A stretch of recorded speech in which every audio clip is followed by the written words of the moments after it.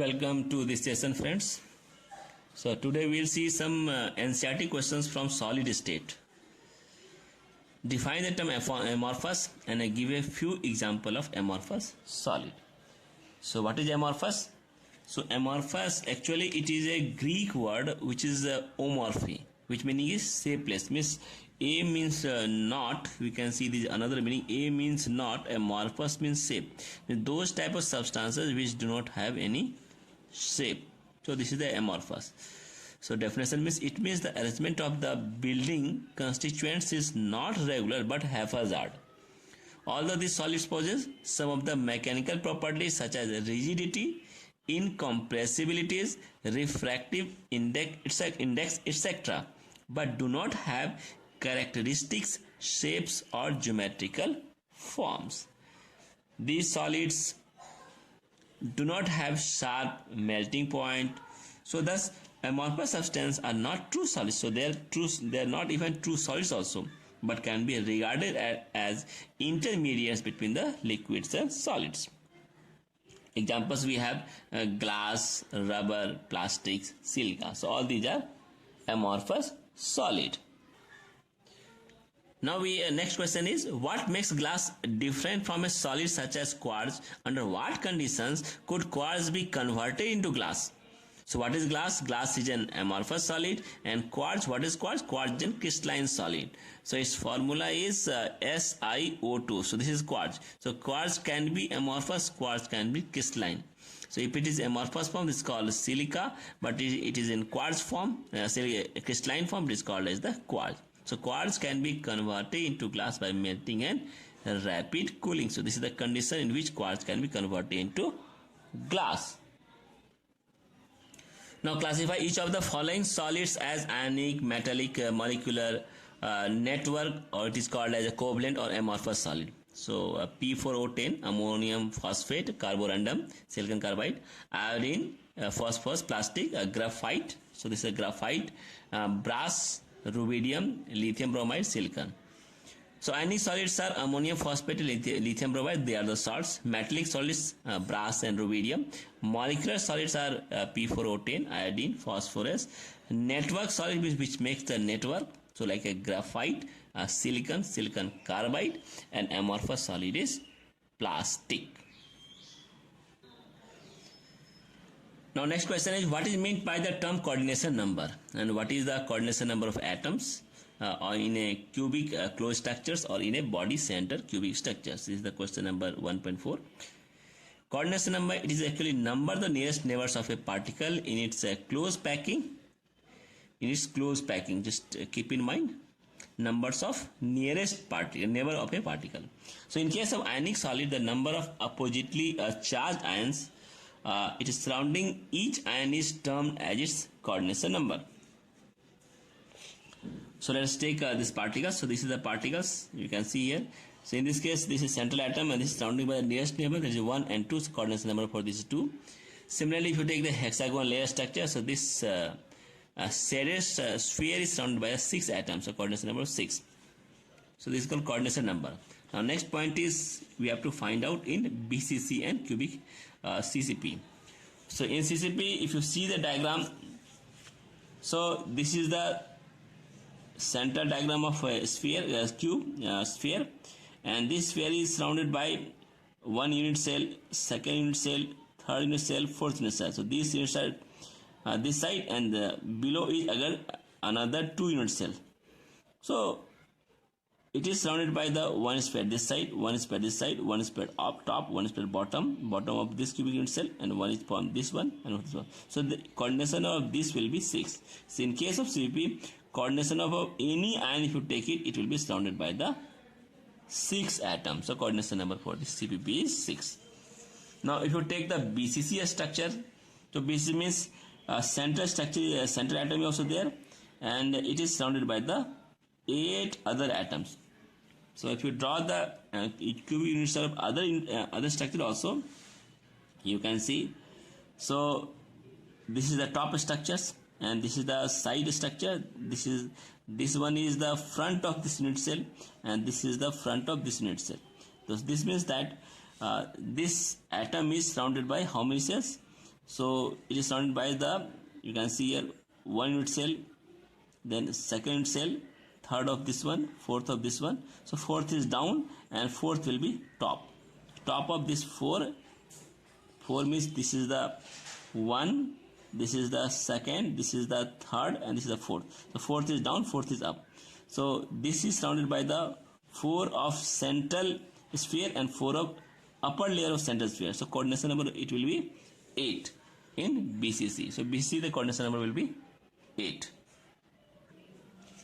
Now 1.5, how can you determine the atomic mass of an unknown metal if you know the density and the dimension of its unit cell? Explain. Now density of unit cell is nothing but the mass of a unit cell divided by the volume of unit cell. And what is the mass of unit cell? Mass of unit cell is number of atoms in unit cell multiplied by mass of each atom. Number of unit cell in unit cell multiplied by each atom. So number of atoms in unit cell is Z, and mass of each atom is mass of each atom. So if you take the atomic mass of an element Bm, so mass of one atom will be defined as atomic mass by Avogadro number, that is m by Na. So this is give you mass of one atom. So density unit cell is nothing but the mass of unit cell divided by the volume unit cell. So Z into m divided by N is the mass of unit cell, and this is the A cube is the volume of unit cell. So molar mass will be your density into A cube into Avogadro number divided by Z. So what is A? A is the S length of the unit cell, and volume unit cell will be your A cube centimeter cube. Now we'll see the next question. So our next question is, stability of a crystal is reflected in the magnitude of its melting point. So we have to comment. So collect a melting point of solid, water, ethyl alcohol, diethyl ether, and methane from a data book. So what can you say about the intermolecular forces between these molecules? So let us see how we can supposed to give answer.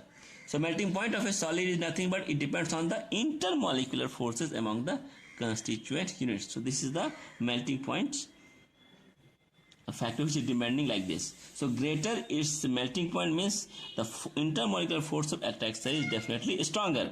So melting point will be higher in solid and greater its stabilities. Let us look at this different substances like water, ethanol, diethyl ether, and methane. So melting point is also given correspondingly. So it is decreasing down the, if you are going along this, it is decreasing. Why is it decreasing? In case of water, ethanol, what happens? It involves the hydrogen bonding, intermolecular hydrogen bonding. And in case of ether, it is involving the dipole-dipole interaction. You can see dipole-dipole interaction, this oxygen more electronegativity. So there will be dipole-dipole interaction take place between ether. And methane is counting the dispersal forces. So these forces are correspondingly in decreasing order. So forces will be weak, melting point will be also weak, forces will be strong, so melting point will be also strong. So hydrogen bonding more stronger than dispersal forces. So boiling point is more in water than that of dispersal forces. Now our next question 1.A7 is, how will you distinguish between the following pairs of terms, that is SCP and CCP? Second is crystal lattice and unit cell, and third is the tetrahedral void and octahedral void. So let us see one by one. SCP and CCP in 2 dimensions. So if you can see the structure of this one 2 dimensions, so this is the CCP in 2 dimensions. So this center shaded part is surrounded by the 1, 2, 3 and 4 atoms. In SCP, this center shaded portion is surrounded by the 6 atoms. So you can see this is the first layer, second layer, third layer, so fourth layer is there. This is square closed packing, this is a hexagonal closed packing. So in this case, rows having horizontal and vertical alignment, that is the spheres in the adjacent rows lies just one over the other. So just one over the other, you can see one over the other. So coordination number of this is a 4, and volume occupied will be 52.4% in this case. But in this case SCP, every second row, so this is the second row, occupy the depression between the spheres of first ones. You can see the depressions. So in these depressions, these spheres are occupying. Similarly, in these depressions, another space occupying. So third row is occupying the depression between the second layer. And the volume occupied in this case is 60.4%. See, more volume is occupied in this case than that of in this case. So this is more tightly packed. Now we'll see the crystal lattice and unit cell. So what are the difference? So what is crystal lattice? It is a regular arrangement of the constituent particles, means it can be atoms, molecules or ions of a crystal in 3 dimensions, while unit cell, it is a smallest pattern of a crystal lattice, so which can generate the complete crystal by repetition of it in 3 dimensions. So both are different in meaning. So you can see this is a diagram of space lattice and this is a diagram of unit cell. So you can see this is the one unit cell which have alpha, beta, gamma and AB are the sides, but this is consist of one unit cell. You can see this is the one unit cell. Again you can one unit cell, it's the one unit cell, so it is repeating in this direction, it's repeating this direction, and it is also repeating in this direction. So there are 3 directions it's repeating. So this whole repeating unit is called as the space lattice. We can say unit cell is the part of space lattice. So this is the meaning, or you can say it is a subset of a space lattice. So these are the lattice points. Now we'll see tetrahedral void and octahedral void. So why tetrahedral void? So when one sphere is placed upon the 3 other spheres, you can see 3 space, 1 space over it, so which are touching each other, and the 4 spheres leave a small space in between called tetrahedral sides. So this small space is called as the tetrahedral sides, and coordination of this void is 4 because this is surrounded by the 4 spheres. So this is tetrahedral void. So a structure of this void is like this, is tetragonal. This structure will be there. So this site is smaller than that of the spheres. However, when the spheres are larger or bigger in size, the tetrahedral size becomes larger. In hexagonal closed packing and cubic closed packing, each sphere is in contact with 3 spheres above and 3 spheres below. So thus there are 2 tetrahedral sites associated with each other. Now next is octahedral void or site. You can see, so it is found at the center of 6 spheres. You can see it is a center of 6 spheres is founding. So this is the SCP square closed packing. So if you place one sphere of this gap, so these are the gap you can see. In this gap, if you spare this sphere, this gap will be covered by this one. Similarly, this gap is open and this gap is covered by again spheres. So again you will get the second layer of hexagonal pattern. So if you see this sphere is empty, this is the void is empty. This void is called as the octahedral void. So this is the base layer and this is the second layer. So between the second layer and base layer, one void is there. This void is called as the octahedral void. So this void will be a tetrahedral void. This is octahedral void. There are 2 type of voids are present in this type of packing. So 2 type of voids are there. One is C void, one is D void. So these are the C voids. C is C, one will be C, and this is the DD voids. D voids are called as the octahedral void. So where C voids lie above the base layers, whereas the D is lie on the voids of the first layer. The voids D are the combination of the 2 voids, one of first layer, this first layer, and second layer. So it is made up of 2 layers, first layer, second layer, and each octahedral site is occupied by an imposing the 2 equilateral triangles with apices in opposite directions, drawn by joining the centers of 3 spheres in one plane and 3 spaces another plane, and coordination of this octahedral void will be 6. Let us understand through diagram. So this is a diagram. So in this diagram you can see, so there is an octahedral site for each spheres, and thus octahedral sites are half of the tetrahedral sites. So these 3 spheres is down and these 3 spheres is top of it, and between this space is the actually this is the structure of this space. So it will look like this is, so 4 is it look like we octahedral void, it looks like this octahedral structures, and coordination pair of this will be 6. So 3 is up and 3 is down. So this is our answer.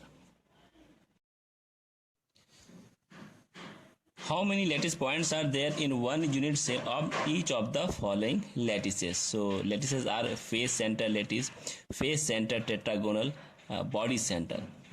So this is one is the face center lattice. So you can see these are the lattice points. So it has 8 lattice corners plus 6 face corners. So these are the 6 face corners. So 1, 2, 3, 4, 5 and 6. So for this one, this is face corner. For this one, the face corner this one, and for this one, face corner this one. For this one, face corner is this one, and this one, sorry, and this is, so there are 6 face corners. So the total will be your 14 lattice point. So number of constituent units in the unit cell will be 8 into 1 by 8 plus 6 into half. So each will be your half, so it will be a 4. Second, a face center tetragonal. So just like a cubic system, face center tetragonal unit cell have also 14 points. So for this one, condition is A is equal to B, B is unequal to C, but alpha, beta and gamma all angles are equal to 90 degree. And in case of a face center cubic, so A, B and C all are equal, even alpha, beta, gamma is also equal to each other. So now next is your so third is your body center. So here lattice points is how much? 8 corners and 1 body center. So the other 8 corners and 1 is the body center. So BCC has 9 lattice points, 8 plus 1 9. So number of constituent units in one unit cell will be 8 into 1 by 8 constituent of each sphere plus 1. 1 is the your body center. So total it will becomes your total points will becomes your 2. So there is a 2 spheres is present in one unit cell. Now next question is explain the basis of similarities and differences between the metallic and the ionic crystal. So this is the metallic crystals, this is the ionic crystals. So metallic crystals are hard but not brittle, while the ionic crystals are hard and brittle. Metallic crystals are malleable and ductile, but ionic crystal is neither malleable nor ductile. This is a good conductor in all state, but this good conductor in ionic crystal good conductor only in molten states or solutions. For example, NaCl is the good conductor in molten states or solution. Next point, units in are kernels, that is the positively charged ions by a sea of delocalized electrons, and they are cations and anions. So this is the ionic solids. Similarities, both have high melting point. Now second point, why ionic solids are hard and brittle? Why they are hard and brittle? Because they involve a strong bonding force. They have a strong bonding force that is called electrostatic force, due to which ionic solids are hard and brittle. Next question, calculate the efficiency of a packing in case of a metal crystal for simple cubic, and second is BCC and third is the FCC. So this is the cubic structure of simple cubic, which have 8 corners, and each side is equal to each other. A and BC is also A, and this is also A. So all are A to each other. So this is also A up to this height, and A is also, all sides are equal to each other. So these spheres are touching to each other. You can see here they are touching. So this is the R distance, R distance. R is the radius of the atom. AB equal to A. So we can say 2R is equal to A. So R will be equal to A upon 2 or 0.5 A. What will be volume? Volume is nothing but the A cube. So this is the 8R cube. And what is Z? Z is the number of atoms per unit cell. That is 8 into 1 by 1. So what is the packing fraction? So packing fraction will be occupied volume by total volume. So occupied volume how much? 4 by 3 pi R cube, and total volume how much? 8 R cube. So if you solve it, you will get 0.5233. So packing efficiency is the packing fraction. Efficiency you have to multiply by 100. So if you multiply by 100, you will get 52.33%. So total spheres which occupying in the simple cubic unit cell is 52.33%. Now for BCC, so length is how much? A. In this case, root 2A is equal to 4R. So this is a derivation we have know from the BCC unit cell. So A will be 4 by root 3 upon R. Total volume will be A cube, that is this much R. So 4 by root 3. This is the whole cube into R cube. So this is the A. So you have to take whole cube. Number of atoms per unit cell will be 1 by 8 into 8 plus 2, that is 2. So now packing fraction will be 2 into 4 by 3 pi R cube. So 2 is the number unit cell into volume of the occupied volume of the space inside the A cube. This is the total volume A cube, and if you solve it, you will get the efficiency 0.68.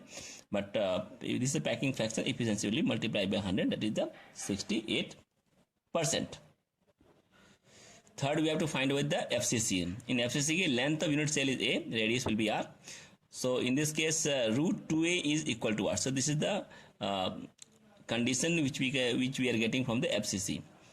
So A will be equal to root 2 R. So total volume unit cell is A cube. A cube means 2 root 2 R whole cube. So this will becomes 16 root 2 R cube. And number of atoms per unit cell will be 8 into 1 by 8 plus half into 6. This is the face center. This is the corner cell. So total cell will be total atoms will be 4 effective atoms.